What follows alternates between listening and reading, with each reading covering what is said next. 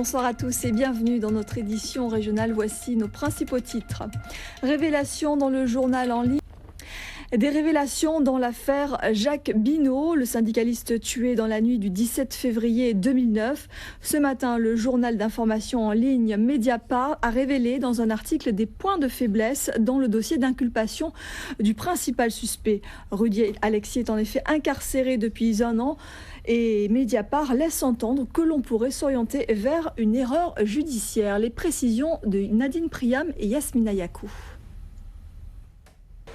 L'avocat de Rudy Alexis, maître Démocrite, n'a pas souhaité s'exprimer. Les salariés des magasins Marimax en grève. Cela fait 3 semaines qu'ils interpellent leur direction sur les NAO, les fameuses négociations annuelles obligatoires.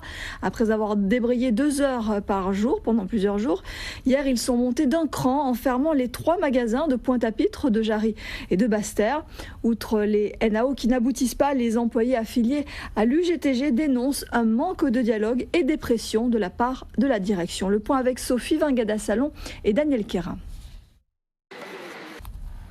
Pour les salariés de Bata, c'est toujours l'attente. L'enseigne en redressement judiciaire devrait connaître son sort le 6 avril prochain. Lundi, une audience a eu lieu au tribunal de commerce de Fort-de-France pour étudier la situation de l'entreprise et les propositions des 3 repreneurs potentiels. L'affaire a donc été reportée et les 68 employés de la Guadeloupe sont dans l'expectative. Retour sur l'histoire de ce magasin de chaussures aux Antilles avec ce reportage signé Sophie Vingada-Salon et Philippe Grenier. En bref, à la une, la mobilisation se poursuit. Les salariés de la télévision privée en sont à leur 30e jour de mobilisation. Depuis leur rencontre avec le PDG le 17 mars dernier, il n'y a pas eu de nouvelles négociations. Et puis les travailleurs des transports de la Côte-sous-le-Vent qui sont mobilisés depuis plusieurs semaines ont été condamnés à lever leur piquet de grève devant la TCSV. Une décision prise en référé au tribunal de Basse-Terre. Une nouveauté aux impôts, le trésorier payeur général et le directeur des services fiscaux laissent désormais la place à un directeur régional des finances publiques. La fusion est désormais officielle et le premier titulaire du poste, Daniel Casabianca, a été installé ce matin dans ses nouvelles fonctions en présence du préfet de région et de plusieurs personnalités. Le reportage à Basse-Terre de Jackie Massicot et Thierry Philippe.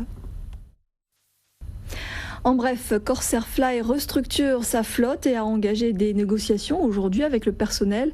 La compagnie aérienne, confrontée à une baisse d'activité et de rentabilité, a dévoilé à Paris un projet de réorganisation. Ce projet, baptisé Take-Off 2012, vise à transformer l'entreprise en une compagnie totalement régulière et qui sera composée d'une flotte rénovée et principalement reconcentrée sur ses destinations historiques, à savoir la Guadeloupe, la Martinique, la Réunion et Mayotte.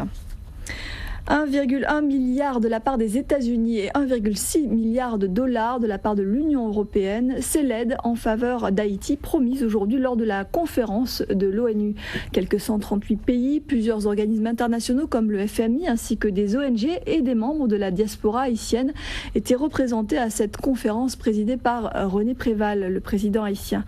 Objectif, reconstruire le pays dévasté par un séisme au mois de janvier dernier. Le reportage Haïti de Véronique Urtis-Béréa et Nordine Bensmaïl.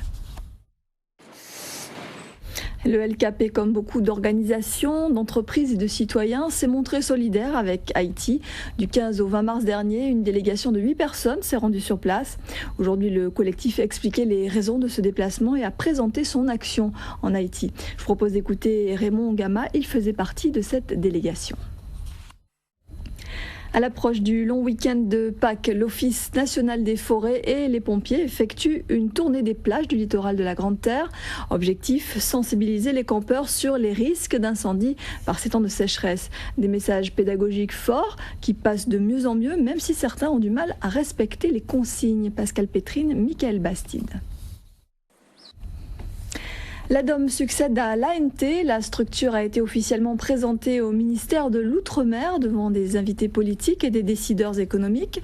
L'agence de l'Outre-mer pour la mobilité est spécialisée donc dans la mobilité professionnelle des jeunes ultramarins, mais avec cette fois des compétences élargies. Jacques Vautrin, Jean-Louis Ravalet.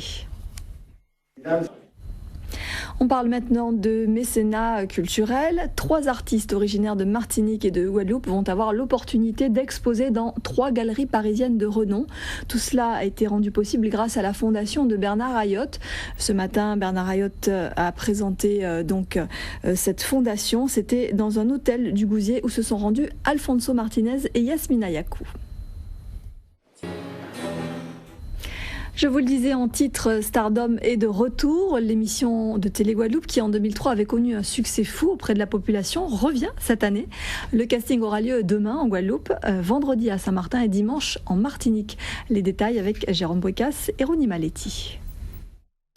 Voilà, vous l'avez entendu dans le reportage, les auditions auront lieu demain de 10h à 12h au Big Créole à Bémao. On passe au sport avec tout d'abord du cyclisme et ce début fracassant pour le club région Guadeloupe sur le trophée Caraïbes qui se dispute en Martinique avec un triplé sur la première étape. Olivier Curier, William Bondo et Fabrice Corneli ont trusté le podium de cette première étape. Demain, 116 km entre Ducos et Ducos avec donc Olivier Curier qui sera en jaune. Le départ est programmé à 14h. Voilà, avec la présentation hier de la 10e Transat AG2R à Paris, les 2 skippers de Saint-Barthélemy avaient fait le déplacement pour l'occasion. Miguel Danette et Richard Lédé vont participer à cette édition qui promet d'être relevée, mais ils partent confiants. Le reportage d'Éric Saintas et de François Broge. Voilà, c'est la fin de cette édition. Merci à vous de l'avoir suivi. À 20h10, le magazine Be World Connection. Brother Jimmy a rencontré pour nous l'acteur haïtien Jimmy et Jean-Louis. À 21h15, enquête de santé, la grande arnaque des produits minceurs. À demain, 18h40 pour les titres. D'ici là, passez une très belle soirée sur Télé Guadeloupe.